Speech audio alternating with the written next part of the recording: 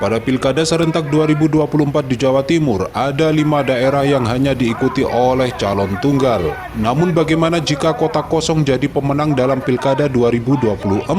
Jika pada Pilkada 27 November 2024 nanti, paslon tunggal kalah dari kota kosong, maka kepemimpinan kepala daerah tersebut akan diisi oleh PJ atau penjabat yang akan ditunjuk oleh pemerintah daerah setempat. Nantinya, PJ akan menjabat selama 5 tahun sampai dengan pilkada selanjutnya.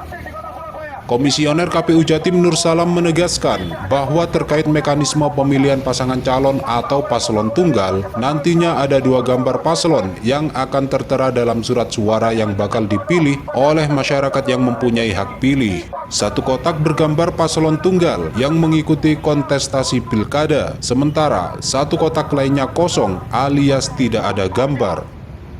Sementara terkait perhitungan suara paslon tunggal, untuk bisa menduduki kursi kepala daerah, para paslon tersebut harus meraih suara lebih dari 50%. Namun, ketika nantinya perolehan suara dimenangkan oleh kotak kosong, maka merujuk pada undang-undang daerah, akan ditunjuk PJ atau penjabat sebagai pemimpin daerah tersebut. Bahkan, lama jabatannya sampai digelarnya kembali pilkada atau 5 tahun ke depan.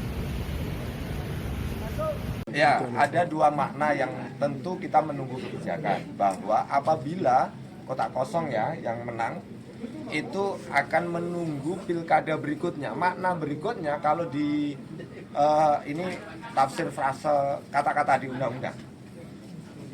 Pilkada itu berlaku sudah periode 5 tahunan. Keserentakannya berarti ada pilkada lagi di 30. Sehingga apakah kemudian digelar di 2030 atau kemudian seperti yang sudah ada di media-media dengan semua akan dilaksanakan di tahun berikutnya. Itu semua akan kita tunggu. Soal itu. Belum fix ya? Iya, belum fix. Itu bukan PKPU. Jadi di undang-undangnya itu hanya sudah diatur periodik pilkada serentak di tahun 2024 ini, berikutnya karena masa jabatannya di 2025, ada pilkada lagi di 2030. Itu periode berikutnya 2035 dan sebagainya terus.